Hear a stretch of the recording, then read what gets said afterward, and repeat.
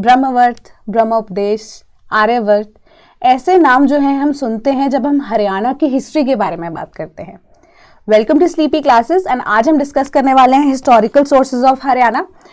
And यहाँ पे basically हम सिर्फ हिस्टोरिकल पर्सपेक्टिव्स के ऊपर ही फॉलो करेंगे, हिस्टोरिकल सोर्सेज के ऊपर ही फॉलो करेंगे एंड मेजरली यहाँ पे सिर्फ और सिर्फ हिस्टोरिकल पर्सपेक्टिव यानी कि कुछ मेजर जो है इंसिडेंट्स हैं वहीं से या मेजर सोर्सेज हैं वहां से इंफॉर्मेशन उठाएंगे, राइट। सो अब ताकि आपका एक इंपॉर्टेंट पार्ट है यानी कि जो सोर्सेज ऑफ हरियाणा है यहाँ पे कवर अप हो जाए। सो जल्दी से देख लेते हैं हमारे पास और कौन से सोर्सेज अवेलेबल हैं।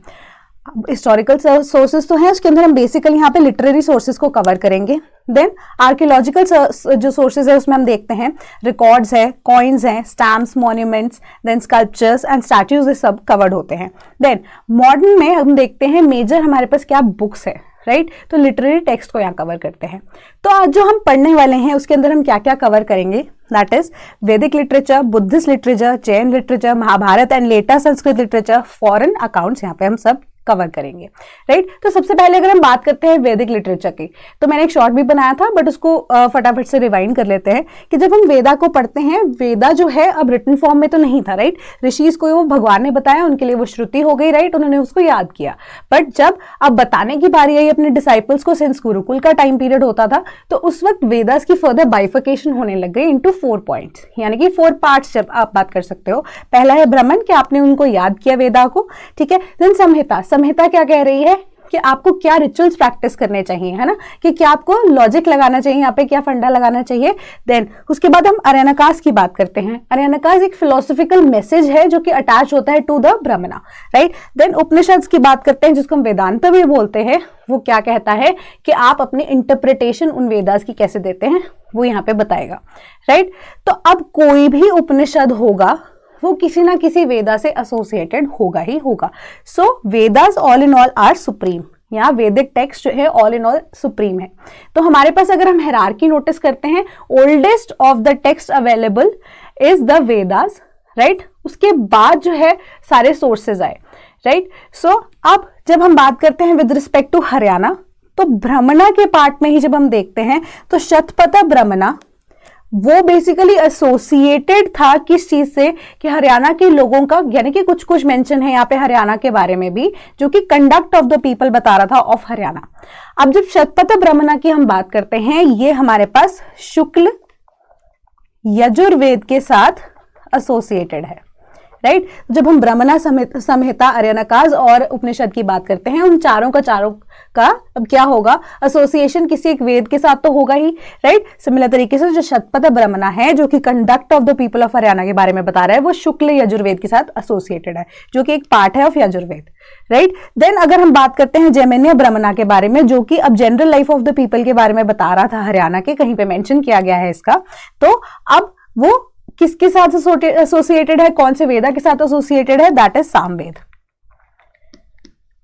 राइट। सिमिलर तरीके से अगर हम वेदांता की बात करते हैं यहाँ पे, तो चांदोग्य उपनिषद जो है अगेन सामवेद से एसोसिएटेड है, वो socio economic life of the people of Haryana के ऊपर फोकस कर रहा था, राइट। तो यहाँ पे हमारे पास मेजर इंफॉर्मेशन, मेजर चंक जो है यहाँ पे अवेलेबल विद रिस्पेक्ट टू वैदिक टेक्स्ट जो है कहाँ पे है हमारे पास, यजुर्वेद में और सामवेद में, राइट। इसके अलावा जब हम बुद्धिस्ट टेक्स्ट की तरफ चलते हैं, बुद्धिस्ट लिटरेरी सोर्सेज, सिमिलर तरीके से अब जैसे वेदास को पढ़ने का एक तरीका था, वैसे ही बुद्धिस्ट लिटरेरी सोर्सेज में भी हमारे पास बहुत सारे सोर्सेज अवेलेबल हैं, जिसमें से मेजरली सुत्त पिताका जो कि त्रिपिटकास का पार्ट है, जो कि बुद्धा की लाइफ के साथ डील करते हैं, उसके ऊपर फोकस करता है। उसमें से मेजर चंक जो है मजिम्या न्याका के बारे में जो है, मजिम्या न्याका जो है उसके साथ एसोसिएटेड है।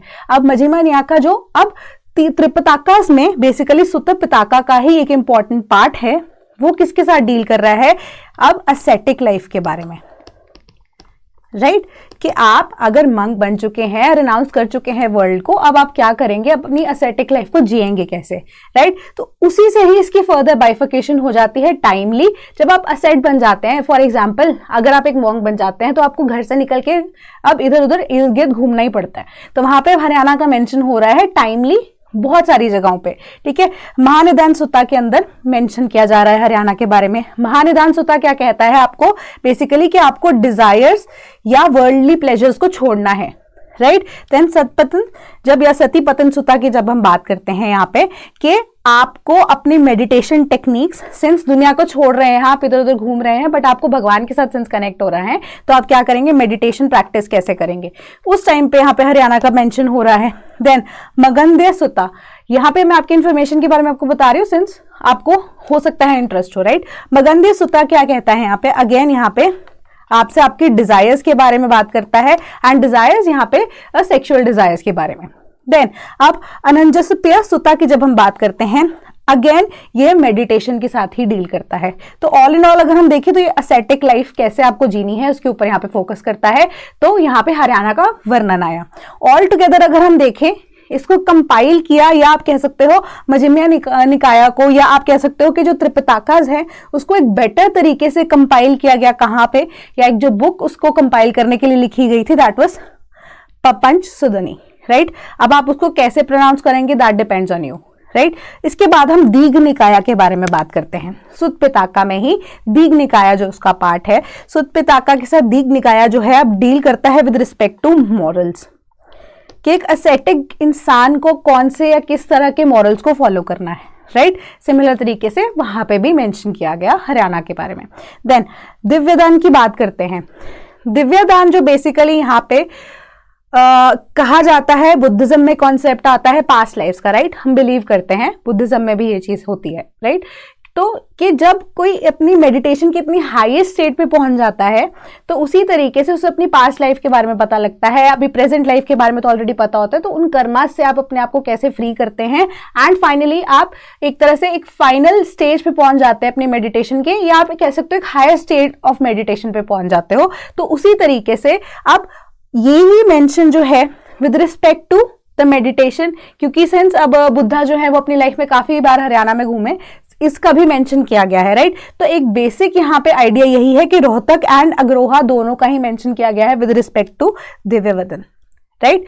तो दिव्यवदन जो है उसी के अकॉर्डिंगली रोहतक एंड अग्रोहा दोनों का ही यहाँ पे मेंशन किया गया है। दैट इज कि फाइनली जब आप पास्ट लाइफ के कर्मास या पास्ट लाइफ से या अपने करंट लाइफ से या कर्मास से मुक्त हो जाते हैं। तो बुद्धिस्ट लिटरेरी सोर्सेज हमें बेसिकली यही बता रही हैं। देन अब जैन लिटरेरी सोर्सेज की बात करते हैं।